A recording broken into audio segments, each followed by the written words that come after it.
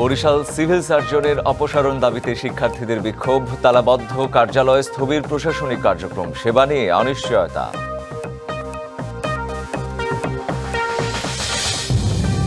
বৃষ্টির ধাক্কায় অস্থির সবজির বাজার, কাঁচা মরিচের দাম 350। নওগাঁয় সুগন্ধি চাল কেজি প্রতি বাড়ল 80 টাকা, চড়া সরু চালও।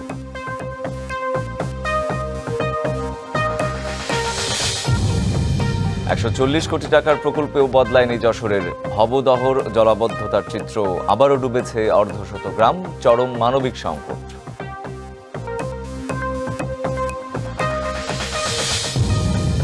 এবং জমি অধিগ্রহণ জটিলতায় ঢাকা শরীয়তপুর সড়কের নির্মাণ কাজ বন্ধে দুর্ভোগ। সংস্কারের 1 মাসেই বেহাল পটুয়াখালী হাসপাতালের প্রধান সড়ক।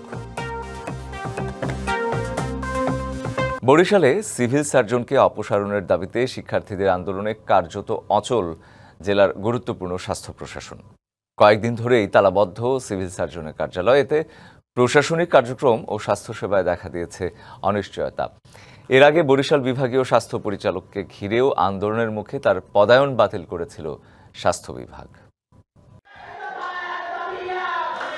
কয়েকদিন ধরে তালাবদ্ধ বরিশাল সিভিল সার্জনের অফিস, শিক্ষার্থীদের টানা বিক্ষোভে স্থবির দাপ্তরিক কার্যক্রম।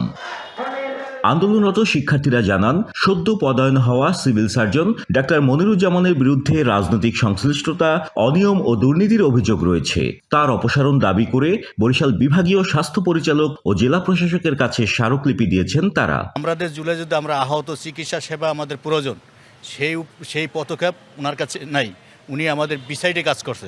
আমাদের দাবি একটাই, ওনাকে বরিশাল থেকে অপসারণ করিয়ে একজন সৎ এবং যোগ্য ব্যক্তিকে এখানে বসাতে হবে, যার মাধ্যমে আমরা ভালো একটা সেবা পাবো। দাবি আদায় না হলে আরো কঠোর কর্মসূচির হুঁশিয়ারি আন্দোলনকারীদের। যতদিনে এটা চূড়ান্ত সিদ্ধান্ত না আসবে, আমরা ততদিন এই অবস্থান কর্মসূচি পালন করব। আমরা আজকে তাদেরকে 24 ঘন্টা আলটিমেটাম দিয়েছিলাম, যেটা আজকে শেষ হয়ে যাবে। এর মধ্যেও যদি আমরা কোনো প্রতিকার না পাই, আমরা এর থেকে কঠোর কর্মসূচিতে যেতে বাধ্য হব। অভিযোগ অস্বীকার করেছেন সিভিল সার্জন ডাক্তার মনিরুজ্জামান। তার দাবি, অভিযোগের কোনো বাস্তব ভিত্তি নেই। কেন করছে, কি করছে, কাদের ইন্ধনে করছে, এটা আমার জানা নেই। এটা গভর্নমেন্ট অর্ডারের, হায়ার অথরিটি অর্ডারের বিরুদ্ধে তাদের কি ইন্টেনশন, এটা আমি বুঝি না। এটার কোনো সত্যতা নেই। গুরুত্বপূর্ণ সরকারি দপ্তর দিনের পর দিন বন্ধ থাকায় প্রশাসনিক কার্যক্রম ও জনসেবা ব্যাহত হচ্ছে। শিক্ষার্থীদের অভিযোগ নিরপেক্ষভাবে তদন্ত করে দ্রুত সংকট সমাধানের পরামর্শ সচেতন মহলের। দুর্নীতি থাকতে পারে, অনিয়ম থাকতে পারে, এবং সেটা তদন্ত সাপেক্ষের ব্যাপার থাকবে।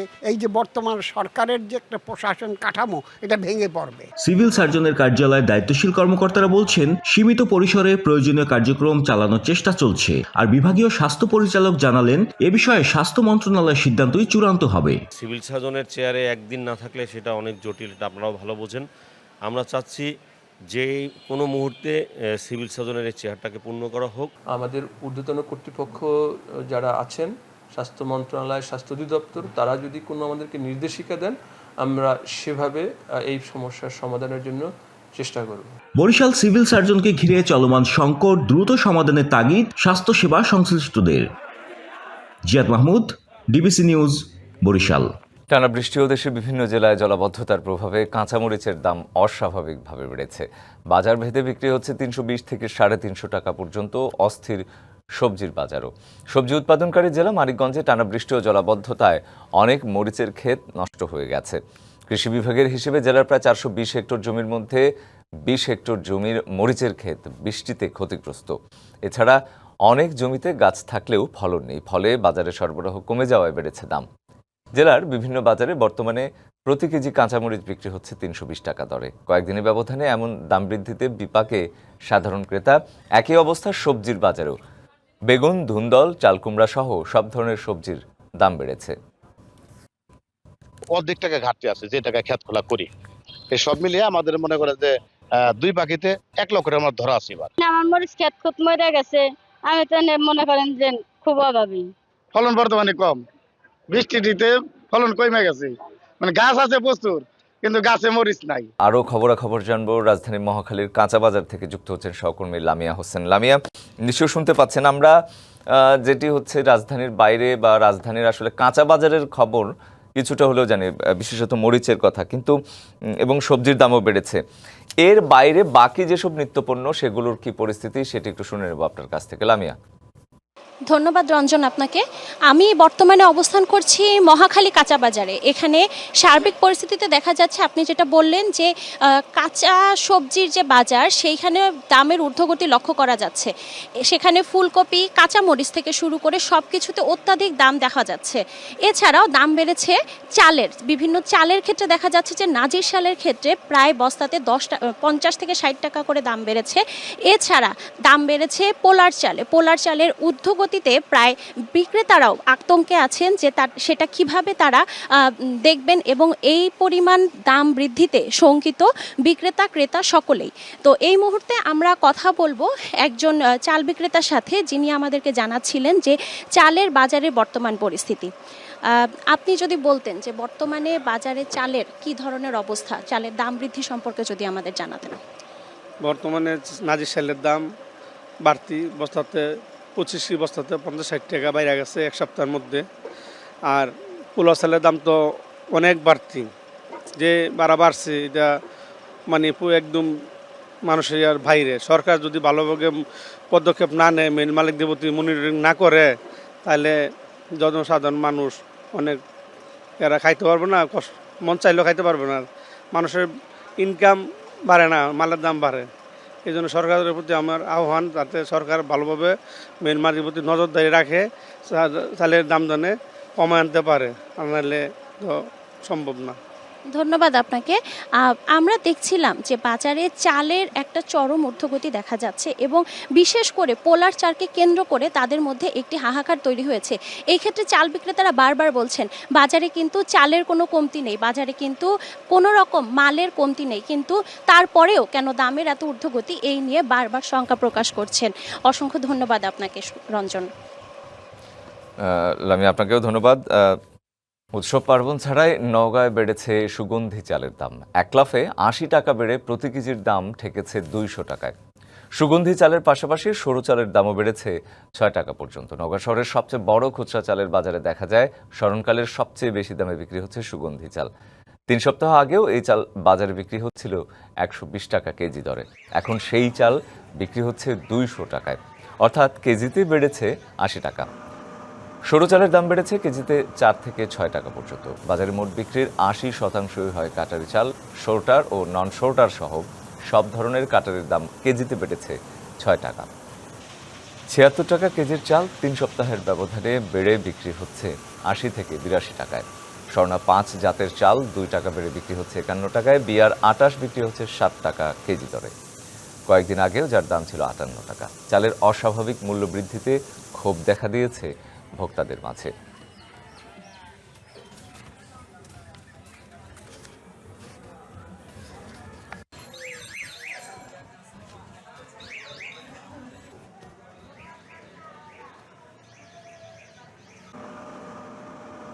ধান চাল উৎপাদনে দেশের শীর্ষ জেলা নওগাঁয় 3 সপ্তাহের ব্যবধানে সুগন্ধি চালের দাম কেজিতে বেড়েছে 80 টাকা পর্যন্ত। এবং যেটি বললাম আমরা একটু আগে, যে এটি অস্বাভাবিক, মানে নওগাঁর ইতিহাসে এরকম দাম বৃদ্ধি সুগন্ধি চালের আর কখনোই দেখা যায়নি। এবং শুধু সুগন্ধি চালই নয়,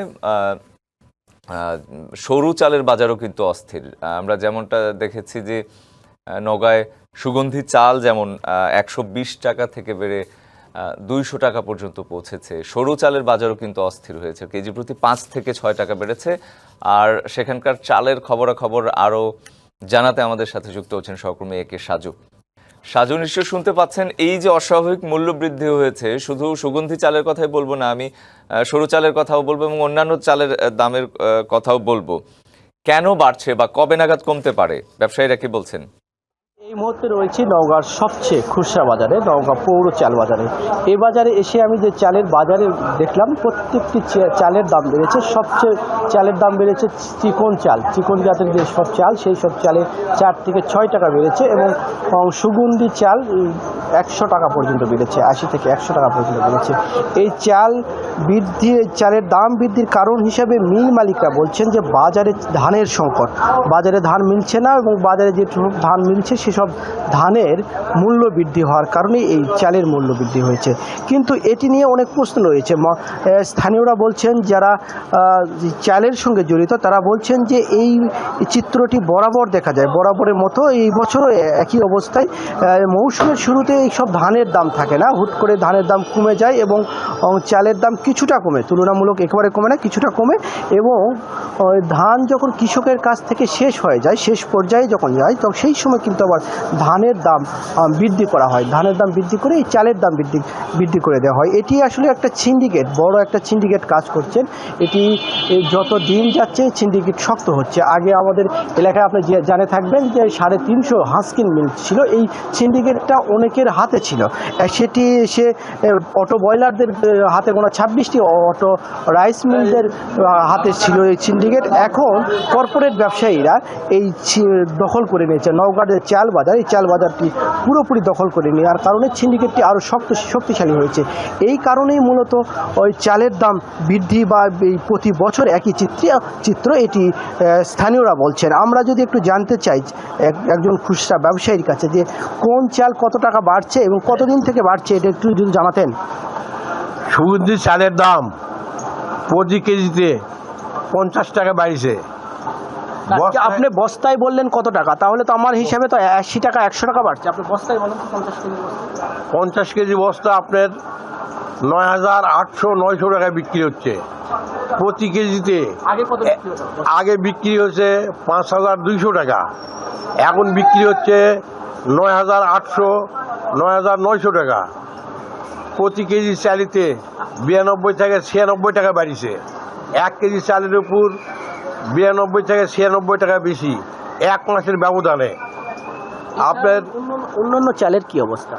অন্যান্য চালের সাম্পা কাটারি বেড়ে দাঁড়াচ্ছে 2 থেকে 3 টাকা, আর 49 কোনো দাম বাড়েনি। 49 যে 58-60 টাকা ছিল, 58-60 টাকায় আছে। আপনার অন্য কোনো চালের দাম স্থিতিশীল, প্রত্যেকটা চালের দাম। ছন্না 5 50 টাকা, 48-50 টাকা, 48-50 টাকায় আছে। অন্য কোনো চালের দাম বাড়েনি, শুধু দাম বাড়িছে সুগন্ধি চালের দাম। সুগন্ধি, নওগাঁর সুগন্ধি চাল শুধু নয়, সুগন্ধি চাল সহ চিকন জাতের এইসব চালের দাম বাড়ছে। ভোক্তারা বলছেন কবে নাগাদ এই বাজার নিয়ন্ত্রণ করা হবে বা দাম কেন বৃদ্ধি পাচ্ছে, এটি ভোক্তারা বলছেন যে এটি শক্তিশালীভাবে এই নজরদারি করা প্রয়োজন বলে মনে করছেন। যে এই ছিল নওগাঁর চাল বাজার থেকে সর্বশেষ অবস্থা। সাজু, আপনাকে ধন্যবাদ। কুষ্টিয়ার দৌলতপুরে পদ্মা নদীতে পানি বৃদ্ধির সাথে সাথে নদী ভাঙন তীব্র আকার ধারণ করেছে। ঘরবাড়ি, ফসলি জমি ও বাগান হারিয়ে নিঃস্ব শত শত কৃষক। ভাঙনের হুমকিতে বেড়িবাঁধ, বাজার, শিক্ষা প্রতিষ্ঠান সহ বহু স্থাপনা। জিও ব্যাগ ফেলে আপৎকালীন প্রতিরক্ষা সহ স্থায়ী বাঁধ নির্মাণের কথা জানিয়েছেন স্থানীয় জনপ্রতিনিধি ও পানি উন্নয়ন বোর্ড। পদ্মার বুকে বাড়ছে পানির চাপ আর ভয়ঙ্কর হয়ে উঠছে তীব্র স্রোত ঘূর্ণিপাক। মুহূর্তেই নদী গর্ভে বিলীন হচ্ছে বাড়িঘর, কৃষিজমি। গেল কয়েকদিন কুষ্টিয়ার দৌলতপুর উপজেলার মরিচা ইউনিয়নের ভুরকা হাটখোলা থেকে কোলদিয়ার এলাকায় দেখা দিয়েছে তীব্র ভাঙনে নিঃস্ব অনেক পরিবার। আমার এই মাঠে 14 বিঘি জমি ছিল, 14 বিঘি জমি ছিল, ধরেন এখন ভাঙ্গি শেষ, আমরা সর্বশেষ। আবাদি জমিগুলো চলে যাচ্ছে, এলাকার লোক নিঃস্ব হয়ে যাচ্ছে। আমরা চাইতেছি যে আমাদের সরকারও আমাদের দিকে একটু নজরদারি করুক। মারাত্মক হুমকিতে বিদ্যুৎ সঞ্চালন লাইন, রায়টা মহিষকুণ্ডী নদী রক্ষা ও বন্যা নিয়ন্ত্রণ বাঁধ, জুনিয়াদহ বাজার, হাটখোলাপাড়া জামে মসজিদ সহ বেশ কয়েকটি শিক্ষা প্রতিষ্ঠান। আমাদের নদী দীর্ঘদিন ধরে ভাঙছে, কিন্তু কেউ কোনো উদ্যোগ নিচ্ছেই না। সবাই আতঙ্কে ভয়ে যে কখন নদীটা একদম শেষ হয়ে ভেঙে গেলে আমরা আর কই খাতে পারবো না। যেহেতু বর্ষা শুরু হয়ে গেছে, এখন যদি ইমার্জেন্সি অর্থাৎ জিও ব্যাগ ফেলা হয়, বর্ষার পরে যদি মূল কাজ শুরু হয়, সেটা আমাদের জন্য খুব ভালো হবে। ভাঙন কবলিত এলাকা পরিদর্শন করে দ্রুত কার্যকর ব্যবস্থা নেওয়ার আশ্বাস স্থানীয় সংসদ সদস্যের। অলরেডি 500 বিঘা জমি পদ্মায় চলে গেছে। স্থায়ী বাঁধ নির্মাণের জন্য আমি 2 দিন পার্লামেন্টে কথা বলেছি। শহীদুদ্দিন চৌধুরী উনি উত্তর দিয়েছেন ফিজিবিলিটি টেস্ট হচ্ছে, ফিজিবিলিটি টেস্ট হওয়ার পরে ওনারা সিদ্ধান্ত নেবে। কুষ্টিয়ায় পদ্মার ভাঙনের ঝুঁকিতে থাকা 26টি পয়েন্ট চিহ্নিত করেছে পানি উন্নয়ন বোর্ড। কুষ্টিয়ার আওতায় 26টা পয়েন্টকে আমরা ঝুঁকিপূর্ণ হিসাবে আমরা চিহ্নিত করছি, যে সব পয়েন্টগুলো খুবই ঝুঁকিপূর্ণ অবস্থায়, এগুলো আমরা ঊর্ধ্বতন কর্তৃপক্ষের সাথে অনুমতিক্রমে আমরা এই জায়গায় জিও ব্যাগ এবং টিউব ফেলে ভাঙন রোধে প্রয়োজনীয় ব্যবস্থা গ্রহণ করব। DBC news desk. পদ্মা সেতু চালুর পর রাজধানী ঢাকার সাথে শরীয়তপুরের যোগাযোগ সহজ হওয়ার কথা থাকলেও চিত্র উল্টো।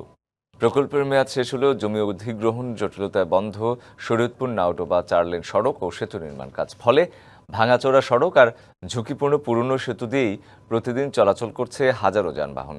চরম ভোগান্তিতে 4 জেলার মানুষ। পদ্মা সেতুর এমন চোখ ধাঁধানো সড়ক পার হয়ে শরীয়তপুর জেলায় ঢুকতেই চোখে পড়ে খানাখন্দে ভরা ভাঙাচোরা সড়ক।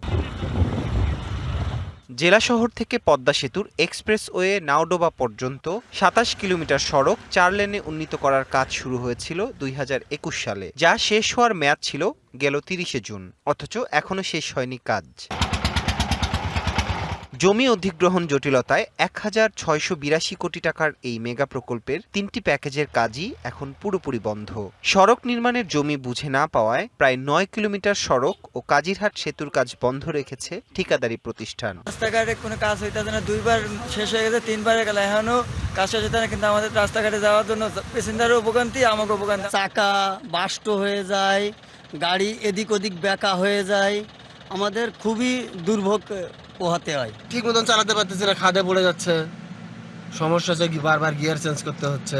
যাত্রীদের কষ্ট হচ্ছে, আমার কষ্ট চালাইতে কষ্ট হচ্ছে, মহাজনের গাড়ির ড্যামেজ বেশি হচ্ছে। একে একে 2বার কাজ হয়েছে, সরকার যায়, সরকার আসে, ভাঙাচোরা ঠিক হয় না। পদ্মা সেতু চালুর পর এই পথেই প্রতিদিন যাতায়াত করে শরীয়তপুর, মাদারীপুর, বরিশাল ও চাঁদপুরের হাজারো যানবাহন। কোটাপাড়ায় নতুন সেতুর সংযোগ না থাকা এবং কাজিরহাট সেতুর কাজ আংশিক আটকে থাকায় পুরনো ঝুঁকিপূর্ণ সেতু দিয়েই চলছে গাড়ি। এতে ঘন্টার পর ঘন্টা যানজটে আটকে থাকেন যাত্রীরা। অনেক সমস্যা হয়, নিজেকে ক্ষতি হয় বা রোগীর ক্ষতি হয়। কত সময় গাড়ি কাইতে পড়ে যায়, নিজেরা পড়ে যায়, গাড়ি ভেঙে চুরে যায়। বড় সমস্যা হচ্ছে যখন 2টা গাড়ি একসঙ্গে এদিক ওদিক মানে আপনার ওভারটেকিং করা হচ্ছে, মনে হচ্ছে যে গাড়ি খাদে পড়ে যাবে, এমন একটা অবস্থা। এটি সবচেয়ে বড় ভয়ানক। গাড়ি মনে করে এক চাকা নিচে গেলে মনে করেন অনেক গাড়ি উল্টে জায়গা, অনেক ক্ষতি হয়, কারণ কোমরে ব্যথা পায়, মাজায় ব্যথা পায়, উঁচা নিচা। সড়ক ও জনপথ বিভাগ ও জেলা প্রশাসন জানায় 260 একর জমির মধ্যে এখনো 88 একর জমির অধিগ্রহণ শেষ করতে পারেনি জেলা প্রশাসন। প্রকল্পের বাকি কাজ সমাধানে উদ্যোগ নেওয়া হয়েছে। শরীয়তপুর জাজিয়া নাওডোবা প্রকল্পে আমাদের কাজ শেষ করতে আপনার মূল কারণ ভূমি অধিগ্রহণ। আমাদের যে অধিগ্রহণ বুঝিয়ে দেওয়া হয়েছে সেই অধিগ্রহণে আমরা প্রায় পুরোটাতেই কাজ ধরতে পেরেছি, কিন্তু আমাদের এখনো 4 কিলোমিটার অধিগ্রহণ বুঝিয়ে দেওয়া হয়নি, যে অংশে আমরা মূলত কাজ করতে পারছি। শরীয়তপুর জাজিরা নাওডোবা পদ্মা ব্রিজ অ্যাপ্রোচের সড়ক উন্নয়ন প্রকল্পে মোট 21টি এলএকেএসের বিপরীতে 15টি এলএকেএস আমরা বুঝিয়ে দিয়েছি প্রত্যেক সংস্থাকে। বাকি যে 6টি এলএকেএস আছে তার মধ্যে 3টির কাজ চলমান আছে, আর 3টি এলএকেএস অনুমোদন হয়ে আসছে মন্ত্রণালয় থেকে। এটা আমরা যারা আমাদের ক্ষতিগ্রস্ত বিপুল আছে ওদের কাছে আমরা অর্থ বরাদ্দ দিয়ে দিব। জনদুর্ভোগ দূর করতে সড়ক নির্মাণে দ্রুত জমি অধিগ্রহণ করে সমস্যা সমাধানের তাগিদ দক্ষিণ পশ্চিমাঞ্চলের এই সড়ক ব্যবহারকারীদের। DBC news desk. সংস্কারের 1 মাসেই বেহাল পটুয়াখালী হাসপাতালের প্রধান প্রবেশ সড়ক। সংস্কারে প্রায় 10 লাখ টাকা ব্যয় হলেও সপ্তাহখানেকের মধ্যে কার্পেটিং উঠে সড়কে তৈরি হয়েছে বড় বড় গর্ত। ভোগান্তি কমার পরিবর্তে উল্টো বেড়েছে কয়েক গুণ। আর চোখের সামনে এমন অনিয়মের পরও মুখে কুলুপ প্রশাসনের। কোথাও উঠে গেছে কার্পেটিং, আবার কোথাও তৈরি হয়েছে বড় বড় গর্ত। দেখে বোঝার উপায় নেই গেল মাসেই সংস্কার করা হয়েছিল এই সড়ক। পটুয়াখালী 250 শয্যা হাসপাতালের প্রধান প্রবেশ সড়কের চিত্র এটি। গেল 13 জুন 10 লাখ টাকা খরচে রাতের আধারে সংস্কার করা হয় 400 মিটার অংশ। দিলসাদ বেগম সাইদুল নামের একটি ঠিকাদারি প্রতিষ্ঠান বাস্তবায়ন করে কাজটি। স্থানীয়রা তখনই কাজের মান নিয়ে প্রশ্ন তুললে অভিযোগ উড়িয়ে দেন দায়িত্বপ্রাপ্ত প্রকৌশলী। সারাদিন রোগী নিয়ে গাড়ি আসা যাওয়া করে, যাতায়াতে সমস্যা কাজ করা যায়, যার কারণে আমরা এই রাতে শুরু করছি। আমাদের মাল এবং লেন্স সব ঠিক আছে। তবে সপ্তাহ না যেতেই উঠতে শুরু করে কার্পেটিং। 1 মাসের ব্যবধানে সড়কটি এখন ব্যবহারের অনুপযোগী। রাতের বেলা এই রাস্তার কাজ করছে সম্পূর্ণ, মনে হয় না যে এই ঠিকাদার 50,000 টাকা খরচ করছে এই রাস্তা পিছনে। কত এই গেছে, আবার ভিজিতেছে বৃষ্টিতে মনে করেন, কারণ কোনো ঢালাই দিয়ে মনে চলে গেছে। রাস্তা করবে, রাস্তা না থেকে রাস্তা করে লাভ।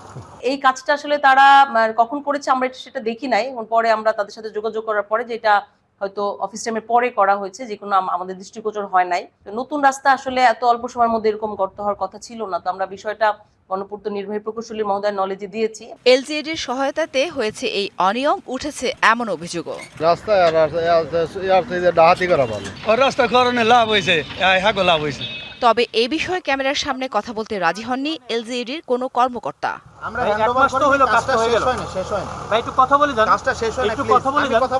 জনগুরুত্বপূর্ণ কাজে এমন পুকুর চুরিতে ক্ষুব্ধ বাসিন্দারা। অনিয়মে জড়িতদের বিরুদ্ধে শাস্তিমূলক ব্যবস্থা না নিলে এই অবস্থার পরিবর্তন হবে না বলছেন বিশিষ্টজনরা। DBC news desk.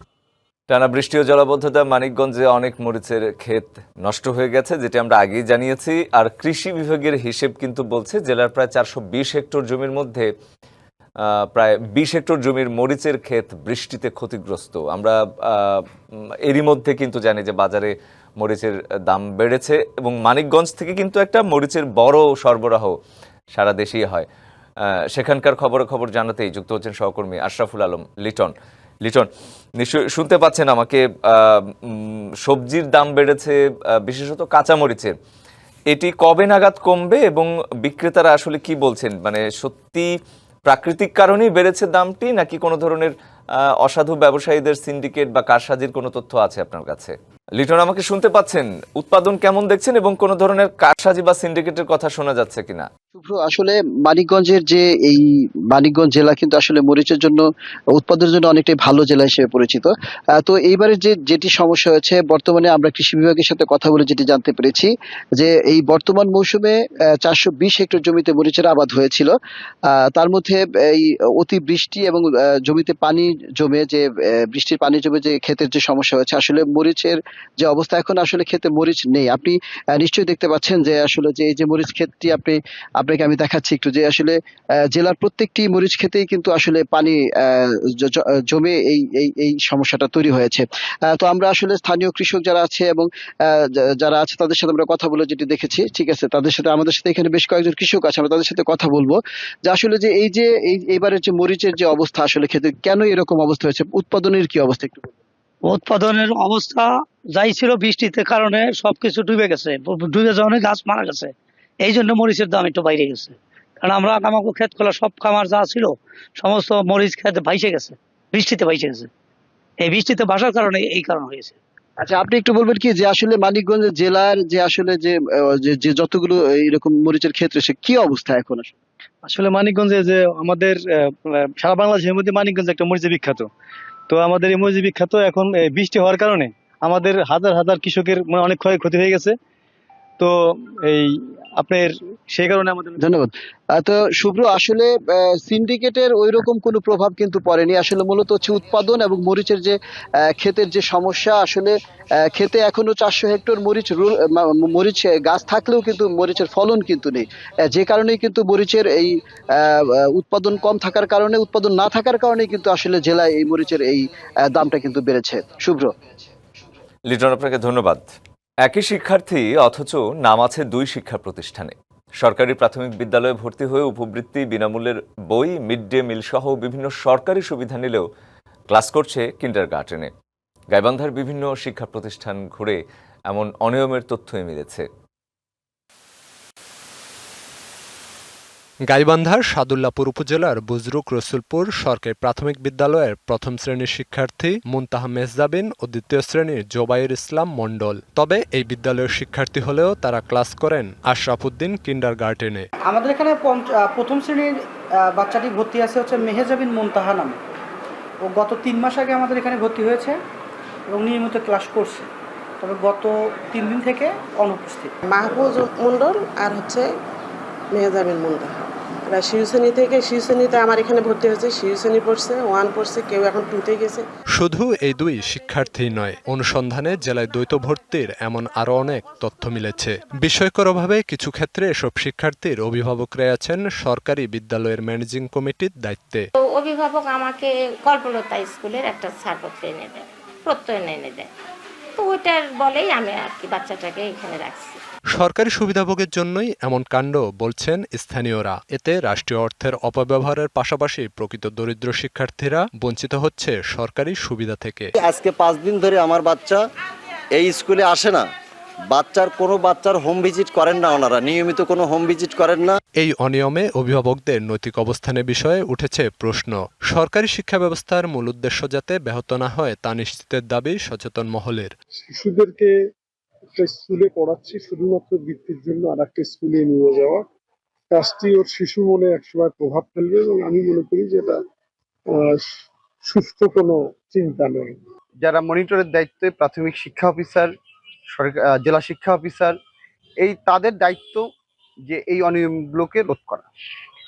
একই সঙ্গে স্কুলের ম্যানেজিং কমিটি আছে, আমাদের সমাজের যারা সচেতন মহল আছে, তাদেরকেও এই বিষয়টি খেয়াল করতে হবে। এ বিষয়ে তদন্ত চলছে, সত্যতা মিললে ব্যবস্থা নেওয়ার আশ্বাস জেলা প্রাথমিক শিক্ষা কর্মকর্তার। উপজেলা শিক্ষা অফিসারকে বলা হয়েছে, সে তদন্ত করেছে। পদক্ষেপে আমরা গত বছর প্রধান শিক্ষকদের সাথে কথা বলেছি, বারবার সতর্ক করেছি, লিখিতভাবে চিঠিও দিয়েছি তাদের প্রত্যেককে। এরপর অভিযোগ পেলে আমরা শাস্তি দেব। তদন্ত যেন স্বচ্ছ হয় তা নিশ্চিতের দাবি স্থানীয়দের।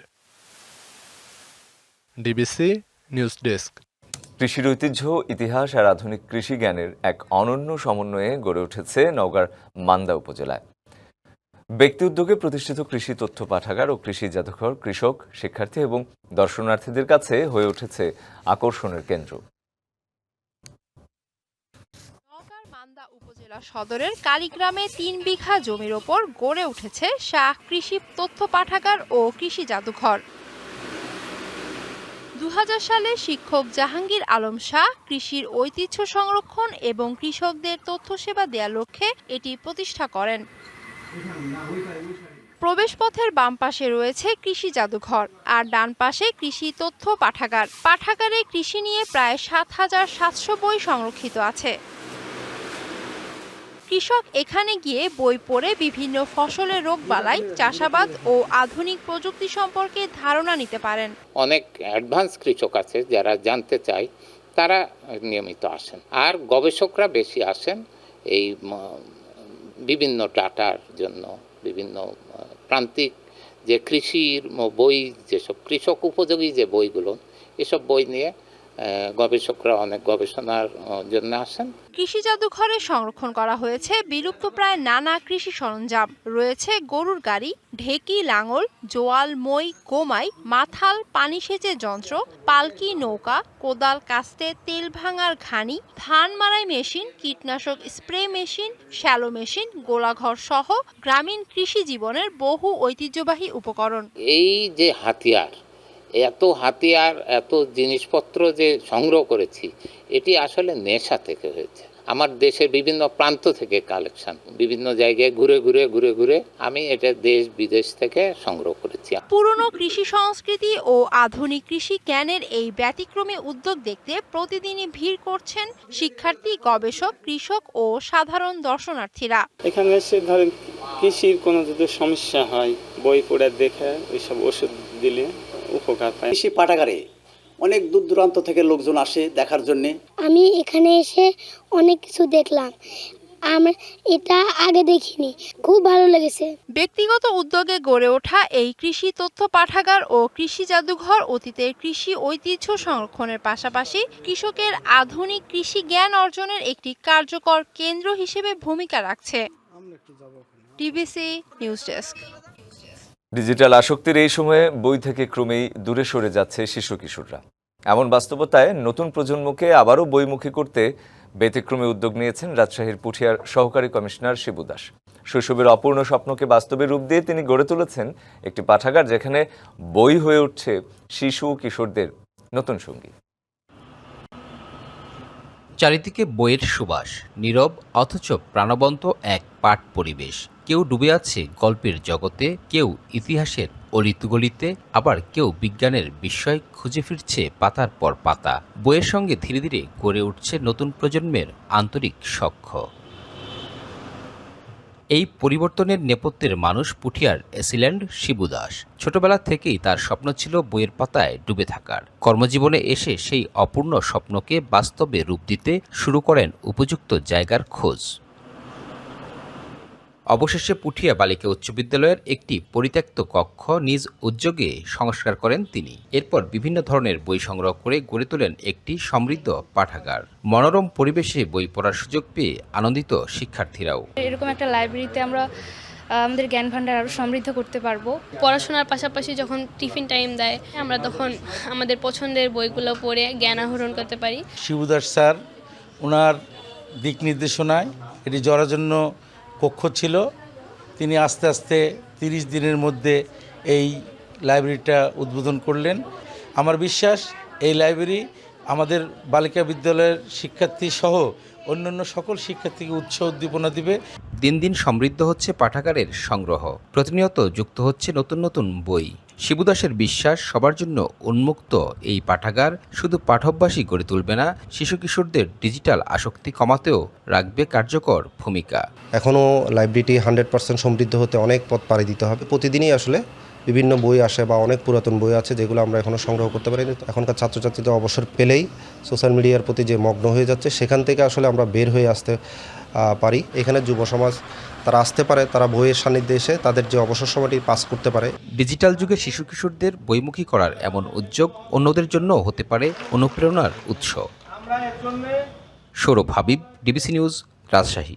ডিবিসি সারা বাংলা এই ছিল এখনকার মতো। ডিবিসি নিউজের সংবাদগুলো পড়তে ভিজিট করুন dbcnews.tv। আরও ভিজিট করুন ডিবিসি নিউজের ফেসবুক পেজ এবং ইউটিউব চ্যানেল। সঙ্গে থাকুন।